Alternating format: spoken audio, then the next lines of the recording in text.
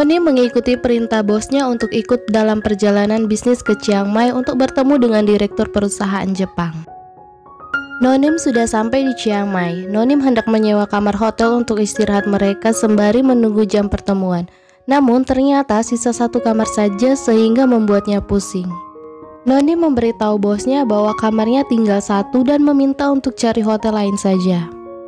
Namun Koji marah karena mereka sebentar lagi akan melakukan pertemuan dengan klien sehingga tidak ada waktu lagi. Nonim sangat gelisah dan memberitahukan ini kepada teman-teman melalui chat grup bahwa dia akan satu kamar dengan bosnya.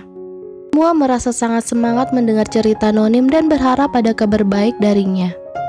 Namun Nonim mengatakan jika dia tidak seperti itu. Setelah itu dia akhirnya memesan satu kamar yang tersisa. Mereka berdua tiba di kamar tersebut. Bosnya memintanya untuk membangunkannya jam 1 untuk pertemuan. Nonim sedang membicarakan makan dan menawari bosnya, tapi ternyata Akitsuki Koji sudah terlelap tidur. Tanpa sadar, Nonim memandangi wajah bosnya itu dan tertidur juga. Kemudian Nonim terbangun mendengar suara bosnya yang marah-marah karena mereka terlambat akibat kelalaian Nonim yang tertidur. Mereka pun segera pergi dengan terburu-buru sampai Nonim menjatuhkan berkas-berkas penting yang dia bawa. Koji bertanya tentang mobil yang mereka sewa sehingga Nonim langsung menelpon pihak penyewa dan ternyata mobilnya sudah disewakan kepada orang lain karena mereka menunggu terlalu lama. Nonim berusaha mencari mobil lain. Koji melihat pengendara motor yang berhenti di seberang sehingga ia langsung pergi menghampirinya dan meminjam motornya dan memberi orang itu jam tangannya dan memberitahu dia menginap di hotel ini, jadi jangan takut. Kemudian dia menyuruh Nonim untuk segera naik dan pergi menggunakan motor ini. Nonim naik motor bersama bosnya lalu pergi. Sampai di sana mereka terlambat beberapa menit yang Nonim kira tidak begitu masalah. Namun Akitsuki Koji memberitahu jika bagi orang Jepang terlambat adalah hal yang tidak termaafkan. Koji meminta maaf kepada direktur atas keterlambatan. Ini karena kelalaiannya. Direktur perusahaan Jepang itu merasa kesal akibat hal ini, tetapi mereka sudah sampai di sini sehingga ia akan menunjukkan tempat rencananya untuk membuat resort. Lalu direktur dan bawahannya pergi. Noni meminta maaf atas kelalaiannya yang dia perbuat ini dan bertanya kenapa bosnya justru menyalahkan dirinya di hadapan direktur. Dia memberitahu jika ini pekerjaannya dan tanggung jawabnya. Sedang menuju tempat yang ditunjukkan oleh direktur Jepang itu, Nonim kembali dengan kecerobohannya terjatuh dan untung saja bosnya menangkapnya. Hal itu juga dilihat oleh direktur dan rekan-rekannya, sehingga Nonim langsung meminta maaf. Koji kesal dengan kecerobohan Nonim dan ia memberi sebutan kepadanya yaitu nama Nezumi dalam bahasa Jepang yang berarti tikus. Kemudian mereka melanjutkan pertemuan dengan direktur itu dan melihat lahan yang akan dibangun resort. Setelah itu, pihak perusahaan Jepang itu akan memikirkan kembali kontrak dengan Koji karena kelalaian yang sudah dibuatnya saat pertemuan pertama ini. Koji mengatakan tidak apa-apa, dia menghormati keputusan direktur. Koji mengundang mereka untuk minum bersama, tapi mereka menolaknya. Kemudian Nonim mengajak direktur untuk minum bersama malam ini. Mereka terkejut mendengar Nonim yang mengajak mereka untuk minum bersama. Koji menyuruh Nonim untuk menunggu di hotel saja, nanti dia yang akan pergi. Namun, direktur meminta Nonim untuk ikut bersama mereka sehingga Nonim pun mengiyakannya. Saat tiba di tempat makan, Koji mulai membicarakan kontrak mereka, tetapi direktur memintanya untuk makan dahulu sebelum membicarakan pekerjaan. Koji pun menyetujuinya. Tiba-tiba, telepon Koji berbunyi sehingga ia harus pamit sebentar untuk mengangkat telepon. Di sisi lain, Noni mulai membantu mereka untuk memberikan minuman dan makanan yang mereka pesan. Namun mereka justru melihat Nonim dengan tatapan tajam sehingga membuatnya merasa canggung. Karena merasa bersalah pada bosnya, Nonim meminta maaf kepada direktur dan rekan-rekannya. Ia memberitahu jika sebenarnya ia lalai tertidur sehingga mereka terlambat dan hal ini bukan salah bosnya. Nonim meminta mereka untuk memikirkan kembali kontrak ini karena sebenarnya Koji yang sangat baik dalam bekerja. Kemudian di luar, Koji mendapat telepon dari seorang wanita yang memarahinya karena terlalu lama bersepakat dengan direktur perusahaan Jepang itu dan dia tidak mau Koji mengacaukannya. Wanita di telepon menyalahkan Koji karena membawa sekretaris perempuannya dalam perjalanan bisnis dan membuat kekacauan. Koji memberitahu jika direktur yang ia temui baru saja kehilangan seorang putrinya. Dengan alasan itu ia membawa sekretarisnya dan tidak ada hubungannya dengan kepentingan pribadi. Noni tadi telepon terlihat kesal dan menutup teleponnya. Koji kembali ke ruangan, dia melihat Noni berhasil membuat direktur senang dan menikmati hidangan mereka dan menyanyi bersama. Sedangkan Koji dan rekan direktur itu membicarakan kontrak yang mereka setujui. Koji diberi pujian karena berhasil menggunakan taktik membawa sekretarisnya dalam perjalanan bisnis dan direktur menyukainya. Setelah itu, mereka menikmati hidangan di sana dan Koji merekam tingkah laku Nonim yang sudah kebanyakan minum dan bernyanyi dengan percaya diri. Kemudian mereka kembali ke hotel untuk beristirahat, tetapi Nonim sudah terlalu banyak minum sehingga Koji menggendongnya. Jalan, Nonim terus bernyanyi. Lihat Koji sangat senang. Sampainya di kamar hotel, Koji menyuruh Nonim untuk tidur, tapi Nonim menolaknya karena ini bukan kamarnya dan dia ingin pergi mandi. Melepas pakaiannya mau mandi, tapi Koji menahannya karena Nonim terlalu banyak minum. Koji mengatakan Nonim membuat Koji sangat lelah hari ini. Noni memberitahu bosnya bahwa dia adalah bos yang paling baik untuknya. Noni memeluk Koji dan mengatakan dia kedinginan dan Nonim pun tertidur. Setelah Koji selesai mandi, Nonim bangun. Nonim terkejut melihat Koji keluar dari kamar mandi mengenakan handuk dan ia lupa kejadian semalam karena terlalu banyak minum. Nonim bertanya apa yang dia lakukan semalam. Koji menjawab banyak yang dia lakukan. Noni meminta maaf dan berjanji tidak akan terulang lagi. Kemudian Noni merasa takut melihat Koji mendekatinya. Namun ternyata ia hanya mau mengambil ponselnya yang ada di sebelah Nonim. Koji memberikan ponselnya dan menyuruh Nonim untuk melihatnya. Nonim terkejut melihat Tuan Kirei menyetujui kontrak mereka. Ia sangat senang dan memuji Koji, namun Koji mengatakan jika semua ini karena Nonim.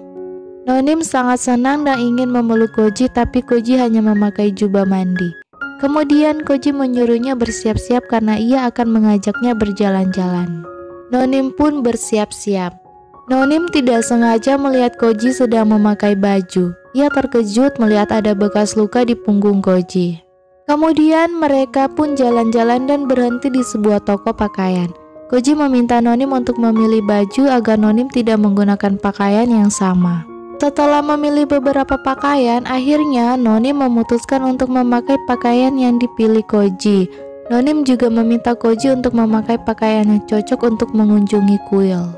Akhirnya Koji mengikuti sarannya dan membeli pakaian untuknya menuju kuil untuk berdoa. Mereka berdua tiba di kuil. Nonim mulai menyiapkan untuk berdoa. Tiba-tiba Koji mengeluarkan ponselnya dan memotretnya. Nonim merasa malu dan bertanya alasannya memotret. Koji memberitahu Nonim terlihat manis menggunakan pakaian itu sehingga dia ingin memotretnya. Kemudian ada orang juga yang datang untuk berdoa. Mereka melihat Koji dan Nonim dan saling berbisik tentang pakaian mereka yang sama seperti pasangan. Terlihat sangat cocok. Nonim merasa malu dan melanjutkan untuk kembali berdoa bersama. Setelah berdoa bersama, mereka memutuskan untuk makan jajan khas Thailand, tetapi Koji tidak suka pedas sehingga Nonim bergegas mencari minuman. Tiba-tiba Koji mendapatkan telepon sehingga ia pergi untuk mengangkatnya. Karena menunggu minuman yang ia pesan, Nonim mengobrol dengan teman-temannya di chat grup tentang kejadian kemarin. Mereka sangat ingin mendengar cerita romantis dari Nonim, tapi mereka kecewa karena Nonim tidak ingat kejadian semalam karena ia terlalu banyak minum dan tertidur. Setelah Koji datang, Nonim memberikan minuman yang ia pesan untuk meredakan pedas. Koji meminumnya dan merasa lega. Nonim melihat wajah Koji yang kelelahan sehingga ia bertanya kepadanya. Koji mengatakan dirinya merasa lelah sehingga Nonim menyarankan untuk kembali ke hotel dan beristirahat. Namun Koji tidak mau pulang dan mereka menuju tempat pemandian air panas untuk meredakan kelelahannya. Nonim terkejut dan membayangkan yang tidak-tidak sehingga ia langsung menolak untuk ikut sehingga Koji menyuruhnya untuk menunggunya di kafe dekat situ. Kemudian Koji memberikan ponselnya dan menuju pemandian air panas dan Nonim menuju kafe. Nonim sedang menunggu di kafe. Tiba-tiba ponsel milik Koji berbunyi dan terdapat pesan untuk menghubungi nomor itu karena sangat penting. Setelah melihat pesan itu, Nonim memutuskan untuk masuk ke pemandian untuk menyusul Koji dan memberikan ponselnya. Saat hendak mau masuk, ia dicegah oleh petugas di sana karena saat masuk ke pemandian harus mengenakan handuk. Akhirnya Nonim pun mengganti pakaian dengan handuk dan menyembunyikan ponsel milik Koji di balik handuknya. Karena ada peraturan di sana dilarang membawa ponsel. Saat masuk, Nonim terkejut melihat banyak pria yang ada di sana hanya menggunakan handuk, sehingga ia dengan cepat segera mencari Koji. Setelah menemukan Koji, ia terkejut melihatnya berdiri begitu saja.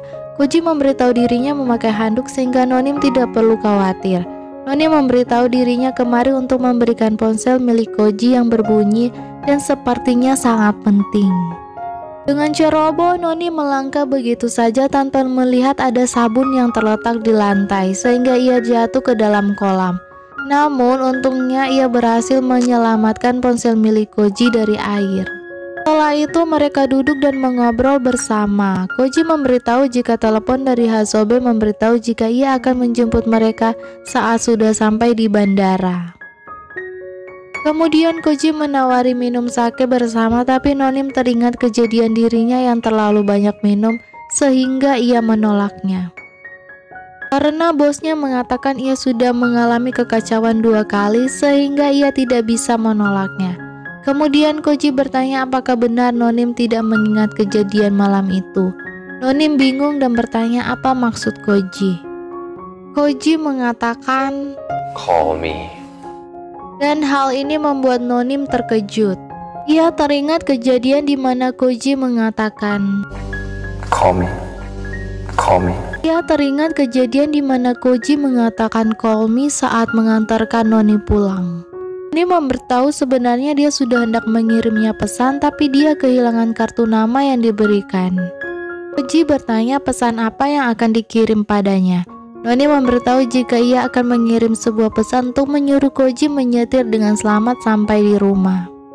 Namun Koji justru tidak percaya dan kembali bertanya apakah Nonim akan mengirim pesan seperti itu kepada orang yang baru saja menciumnya. Hal ini membuat Nonim malu dan memutuskan untuk mengambil minuman lagi karena sudah habis. Kemudian Koji mengatakan tidak akan menanyakan itu lagi. Koji bertanya apa yang akan Nonim minta saat berdoa di kuil. Nonim menjawab dia berdoa agar dia memiliki kesempatan untuk mengunjungi Jepang sekali.